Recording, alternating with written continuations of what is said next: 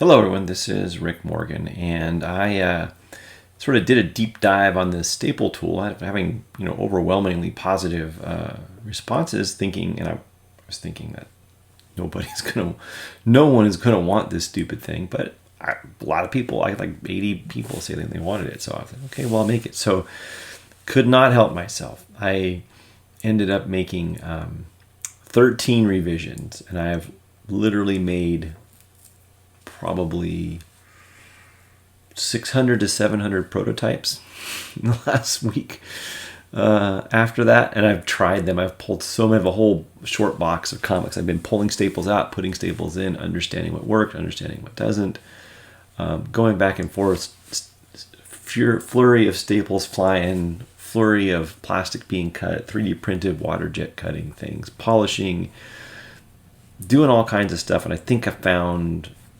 what I'm going to call the Mark 1.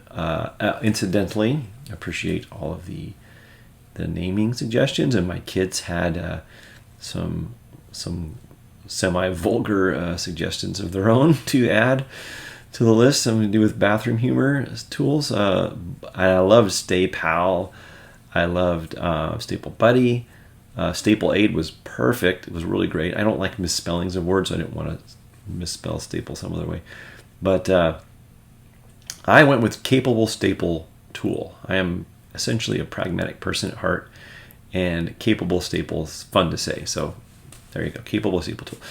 So this is what it is. It's going to look like this, and you'll get a photo here of one in a moment. And I've added some things. I took off some things. I had some stuff on, but it didn't last very long. I tried different thicknesses, different materials. This is it. And I'll go over the features in a little video here in a minute. It's going to come to you like this. It's going to be coated with paper. You'll have to peel off. You don't have to, but it keeps it scratch resistant and looking nice during the manufacturing process. It's going to have the following items in it. There's going to be its comfort grip, so you don't hurt yourself on the corners here. And I made it wider. Buck Farmer, this is for you. You asked for wider fingers, spaces, you got it. And it's almost twice as long as it was. There are 1, 2, 3, 4 staple holes. There are staple holes for 12.7, 12.5, 12.3 millimeters, the three standard sizes of staples I've ever seen. Most of them are 12.7. Some are shorter. Never seen one longer. Didn't make it. So you can form the staple to that shape in here. There's a little cutout at one end for pressing down on a... sorry, there's a siren going off here. There's a lot of snow. People sliding off the road here lately in Seattle. You can press to hold the staple down while you move it and manipulate. I'll show you some videos of that. There's a little thing I added here was a mandrel.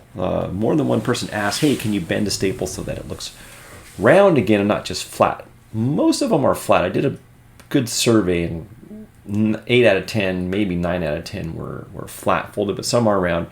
There's a little spot for you to put this little tiny mandrel in here, and you'll see a video on that, of course. And you can bend the staple around that to give it a rounded look if you want. So that's in here too.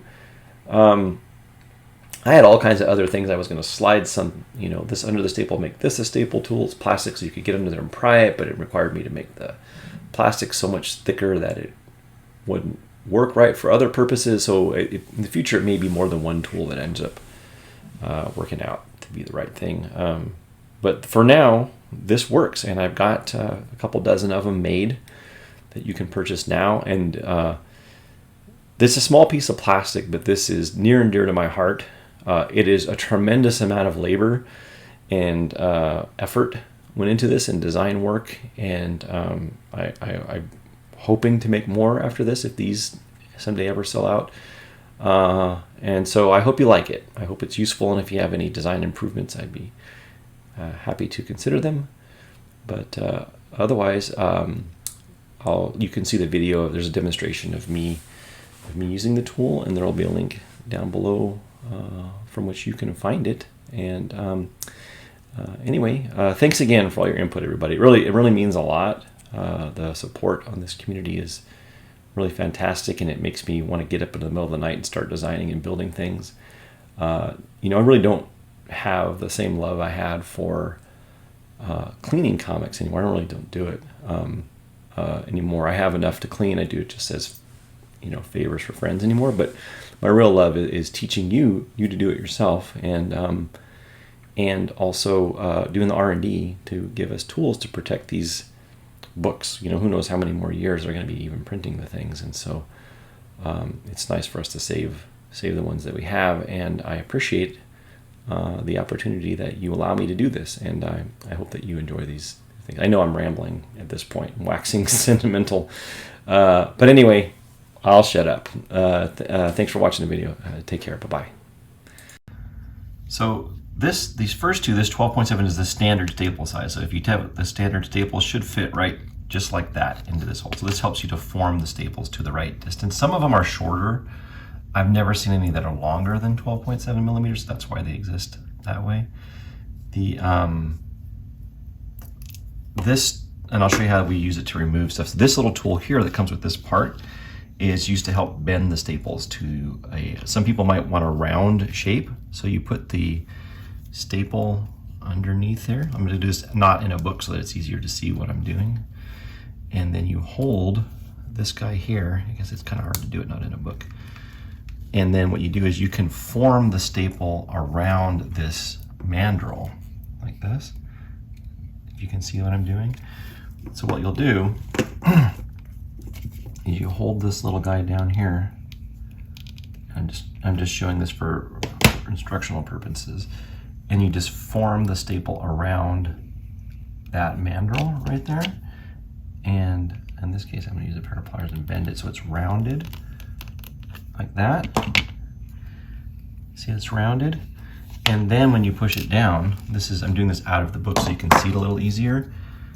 And let's just imagine that I push this down like that.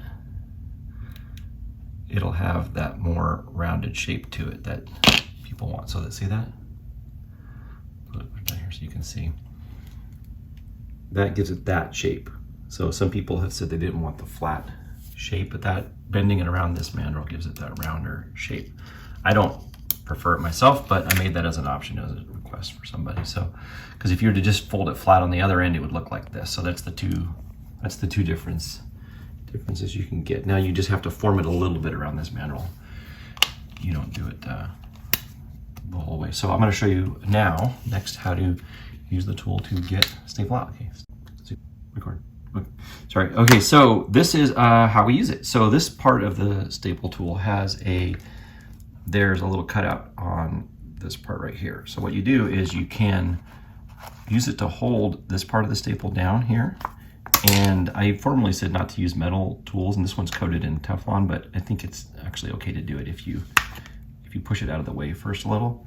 So we're gonna go under here, we're gonna tip this guy up like that. And this part here is holding the other part of the staple down nice and even so that it doesn't push up on the other side of the spine. Then we turn this around, or you can do it sideways like this. Okay, so what you do is you want to flip it over, not have that side down anymore, but put the side with the hole of the staple up like this, and just so you can find the hole a little easier. That holds this part that way, and then you can get under here and push this guy up that way. And then now the staple is, if you look here, they're never even. The legs of the staple are never even, but there they are. And you can either put your finger, or if you're sensitive to pokey stuff, you can use the staple tool itself to push on it here. This part should just be enough to push it through there, and then you get it out like this. I guess in this case the fingers would be easier. And then you put your tool in like that, and then the staple comes out. And the staple it's like this. They often do. One leg's longer than the other. Sometimes they are, sometimes they aren't. But you want to get it as straight as you can to put it back in later, especially if you're going to electro clean it. Which I suppose we should sell electro cleaning kits. But then to make sure that it fits right, we're gonna look in here and say, oh, this isn't quite right. It's a little wide. We've widened it a little extra. So we push it in just a bit so we get it into the holes, and this forms it to the right size. You see how we've done that? I'm gonna just push it on the tabletop here to kind of square it up. And then I take the staple like this. So now it should be the exact right distance to go back through these holes. And it is. It is exactly the right distance with no bending at all.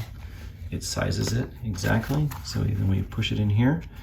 And I don't like to use the mandrel. I mean, you could, if you wanted to, just bend it here. I'll show you what it looks like. But we will, it's not for me, really, especially if the staples are so short like this. I'm just gonna take the staple, I'm gonna just bend it in a little around that mandrel.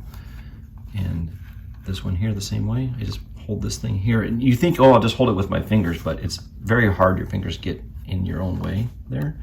So I'm just gonna hold this mandrel here and bend that over.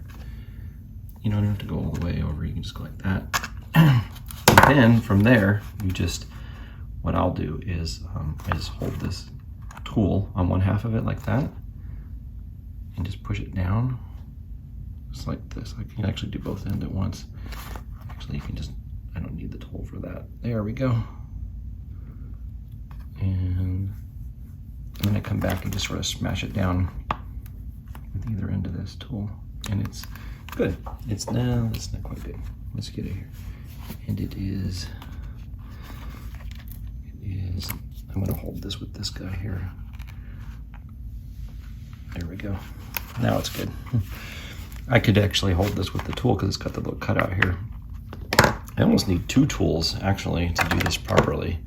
I'll just use the other one here like that. Actually, that does work a little better. There. So now you've got it. Now they've got the curves to it. In this particular case, it's not as flat. And that's how you use it. That's the staple tool. And here's what it looks like. Didn't damage the spine.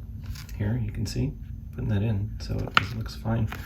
And that is the capable staple tool with a little bending mandrel to it. That's how it's used. Thank you very much. That's all.